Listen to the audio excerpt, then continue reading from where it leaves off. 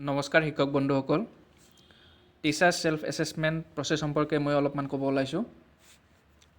আপোনালোকক দিয়া লিংকটোত ক্লিক কৰাৰ পিছত এখন পেজ খোলা যাব, টিচাৰ্ছ প্ৰফাইল।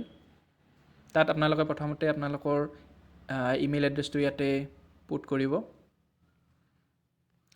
ইয়াতে আপোনালোকৰ টিচাৰ্ছ ছেল্ফ এছেছমেণ্ট গাইডলাইন দিয়া আছে, এইখিনি পঢ়ি চাব। Objective of teachers self assessment rubric দিয়া আছে, এইখিনিও পঢ়ি চাব। ইয়াৰ পিছত দ্য 6 পাৰফৰ্মেঞ্চ ষ্টেণ্ডাৰ্ডছ আৰ, এই 6টা পাৰফৰ্মেঞ্চৰ বিপৰীতে আপোনালোকক 4টাকৈ লেভেল চুজ কৰিব দিব, তাৰ যিকোনো এটা চুজ কৰিব লাগিব। আৰু লেভেল চুজ কৰোঁতে আপোনালোকে 4টা শব্দ বিশেষকৈ দেখিবলৈ পাব: অকেজনেলি, অফেন, ইউজুৱেলি আৰু অলৱেজ। ইয়াত অকেজনেলি কি বুজাইছে এইখিনি পঢ়ি চালে বুজি পাব। ৰেঞ্জ কিমানৰ পৰা কিমান পাৰ্চেণ্টেজ, 0ৰ পৰা 30% বুজাব। আৰু অফেনটোৱে 31ৰ পৰা 60% বুজাব। ইউজুৱেলিটোৱে 61ৰ পৰা 90% বুজাব। আৰু অলৱেজটো 91ৰ পৰা 100% বুজাব। ইনষ্ট্ৰাকশ্যনখিনি ভালকৈ পঢ়ি চাব আপোনালোকে। তাৰপিছত আপোনাৰ নামটো ইয়াতে লিখি দিব। তাৰপিছত ডেট অফ বাৰ্থ থাকিব, ডেট অফ বাৰ্থটো আপোনালোকে ইয়াতে চুজ কৰি আপোনাৰ ডেট অফ বাৰ্থটো দিব।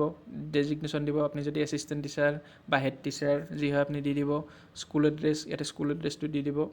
ইয়াতে ডাইচ কোড, আপোনালোকৰ স্কুলৰ ডাইচ কোডটো দি দিব।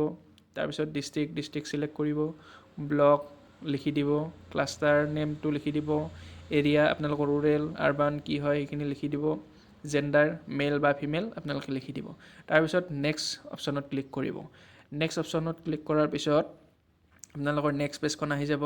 ইয়াত আপোনালোকৰ হায়েষ্ট কোৱালিফিকেশ্যন ইয়াতে লিখি দি দিব। আপোনাৰ হায়েষ্ট যদি পষ্ট গ্ৰেজুৱেশ্যন হয় তেতিয়াহ'লে পষ্ট গ্ৰেজুৱেশ্যনত ক্লিক কৰিব। যদি গ্ৰেজুৱেশ্যন হয় তেতিয়াহ'লে গ্ৰেজুৱেশ্যনত ক্লিক কৰিব। আপোনালোকৰ সেইমতে ক্লিক কৰি দিব। তাৰপিছত ইয়াৰ অফ পাছিং, আপোনাৰ ইয়াৰ অফ পাছিং কিমান সেইটো লিখি দিব। তাৰপিছত নেক্সট অপশ্যনত আকৌ ক্লিক কৰিব। তাৰপিছত নেক্সট পেজখন খোল খাব। ইয়াত হায়েষ্ট প্ৰফেশ্যনেল কোৱালিফিকেশ্যন আপোনাৰ BEd DLEd যি হয় সেইটো ক্লিক কৰিব আৰু ইয়াৰ অফ পাছিংটো দি দিব। এনি আদাৰ প্ৰফেশ্যনেল কোৱালিফিকেশ্যন যদি আছে আপোনালোকে ইয়াতে লিখি দিব। তাৰপিছত নেক্সট অপশ্যনত ক্লিক কৰিব, নেক্সট পেজখন খোলা যাব। নেক্সট পেজখনত আপোনালোকৰ টিচিং, আপুনি কিমান চনৰ পৰা কিমান চনলৈকে, যদি আপুনি 12 চনৰ পৰা বৰ্তমানলৈকে কৰি আছে তেতিয়াহ'লে এনেকৈ লিখি দিব। আৰু আপুনি যিটো ইয়াৰৰ পৰা আপুনি টিচিং কৰি আছে সেই ইয়াৰটোৰ পৰা বৰ্তমানলৈকে এইটো লিখি দিব। Next administrative experience includes as head teacher, CRC, BRC যদি কিবা আছে সেইটো আপুনি লিখি দি দিব। তাৰপিছত নেক্সট অপশ্যনত ক্লিক কৰিব। তাৰপিছত নেক্সট পেজখন খোল খাব। ইয়াতে আহিব আপোনাৰ ছাবজেক্টত আপুনি কি ছাবজেক্ট শিকায়। যদি আপুনি ইংলিছ শিকায় ইংলিছ, এছামিছ শিকালে এছামিছ দিব পাৰে। আৰু যদি আপুনি LP শিক্ষক হয় তেতিয়াহ'লে অল ছাবজেক্টটো দিব পাৰে। তাৰপিছত additional service to the school if any, আপুনি যদি স্কুলখনলৈ আৰু অন্য কিছু ছাৰ্ভিচ আগবঢ়ায় তেতিয়াহ'লে সেইখিনিও লিখিব পাৰে। তাৰপিছত number of students in the class you teach in the current session, আপুনি ক্লাছ 1ত কিমান, ক্লাছ 2ত কিমান, সেনেকৈ class wise student, number of ষ্টুডেণ্টখিনি লিখি দিব। যদি 10জন হয় 10জন, মই ইয়াত 10জন বুলি লিখি দিছোঁ। প্লেছ খোল খাব। নেক্সট পেজত আপোনাৰ আহিব টপিক অফ ট্ৰেইনিং, আপুনি কি কি ট্ৰেইনিং কৰিছে সেইটো লিখিব পাৰিব। ICT, যদি ICT কৰিছে তেতিয়াহ'লে ICT লিখিব। যদি নিষ্ঠা কৰিছে নিষ্ঠা লিখিব, যি যি কৰিছে আৰু যোৱা 3 বছৰত আপুনি লাষ্ট 3 ইয়াৰ্ছত কি কি আপুনি ট্ৰেইনিং কৰিছে। ইয়াৰ ডিউৰেশ্যনটো লিখিব। ডিউৰেশ্যন হায়েষ্ট 5 দিনলৈকে লিখা আছে, আপুনি এইটো ক্লিক কৰিব। অৰ্গেনাইজাৰ কোন হয়, SSA নে CRT যিটো হয় সেইটো ক্লিক কৰিব।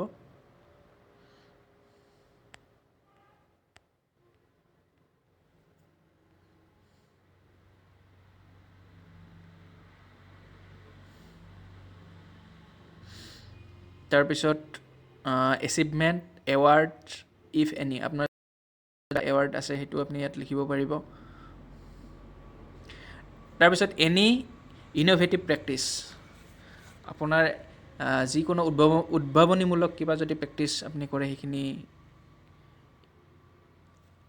লিখিব।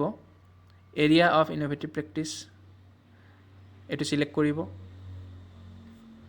আৰু ইন'ভেটিভ প্ৰেক্টিছখিনি আপুনি 200 শব্দৰ ভিতৰত ইয়াতে ইয়ৰ এনচাৰ য'ত লিখা আছে ইয়াতে ক্লিক কৰি আপুনি লিখিব। তাৰপিছত নেক্সট অপশ্যন ক্লিক কৰিব, নেক্সট পেজখন খোল খাব।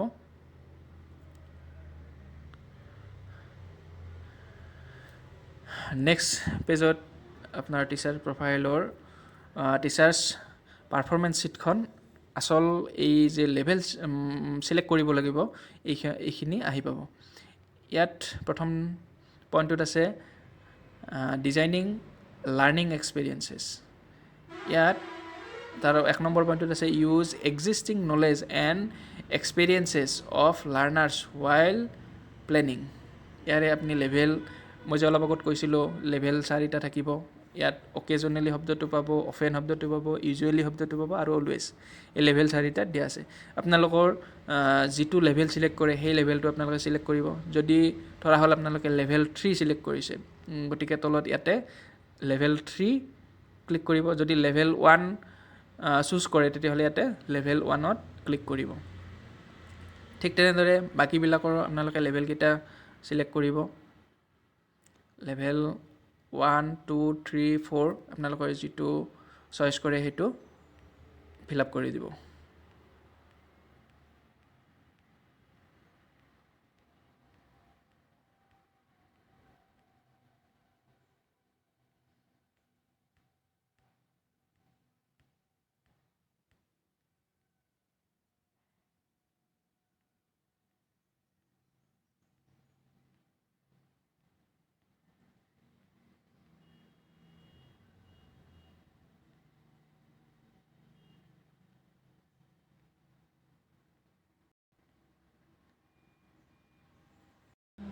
আটাইকেইটা পাৰফৰ্মেঞ্চৰ লেভেলবোৰ চুজ কৰাৰ পিছত নেক্সট পেজ এইখন খোল খাব। এইখন পেজত আপোনালোকে পাৰফৰ্মেঞ্চ ষ্টেণ্ডাৰ্ডৰ বিষয়ে লিখিব লাগিব। ইয়াত ষ্ট্ৰেংথ, চেলেঞ্জ আৰু ইম্প্ৰুভমেণ্ট প্লেনৰ বিষয়ে লিখিব লাগিব। ধৰক প্ৰথম 1 নম্বৰটো আছিলে ডিজাইনিং লাৰ্ণিং এক্সপিৰিয়েঞ্চেছ। ইয়াত আপোনালোকে লেভেল 4 চুজ কৰিছিলে, বা বাকীবিলাকতো ধৰক যদি লেভেল 4 চুজ কৰিছিলে তেতিয়াহ'লে আপোনালোকৰ ষ্ট্ৰেংথ ঠিকেই আছে, বা 3 বা 2 যদি লেভেল চিলেক্ট কৰিছিলে তেতিয়াহ'লে ষ্ট্ৰেংথ কেনেকৈ আনিব পাৰি তাৰ বিষয়ে লিখিব লাগিব। যেনেকৈ কমিউনিকেশ্যন স্কিল, টিচিং এক্সপিৰিয়েঞ্চ ইয়াৰ বিষয়ে লিখিব লাগিব। নেক্সট চেলেঞ্জতো আপোনালোকে লিখিব লাগিব, যেনে increase enrolment of students of government school আপোনালোকে লিখিব 100 শব্দৰ ভিতৰত। নেক্সট ইম্প্ৰুভমেণ্ট প্লেন, কেনেকৈ আপোনালোকে ইম্প্ৰুভ কৰিব তাৰ বিষয়ে লিখিব। ইয়াত টিচিং লাৰ্ণিঙৰ বিষয়ে লিখিব। ঠিক তেনেদৰে বাকী পাৰফৰ্মেঞ্চ কেইটাৰো ষ্ট্ৰেংথ, চেলেঞ্জ আৰু ইম্প্ৰুভমেণ্ট প্লেন ইয়াৰ বিষয়ে আপোনালোকে লিখি দিব। শেষত আপোনালোকে ইয়াত ছাবমিট বুটনত ক্লিক কৰিব আৰু আপোনালোকৰ কমপ্লিট প্ৰচেছটো কমপ্লিট হৈ যাব। ধন্যবাদ।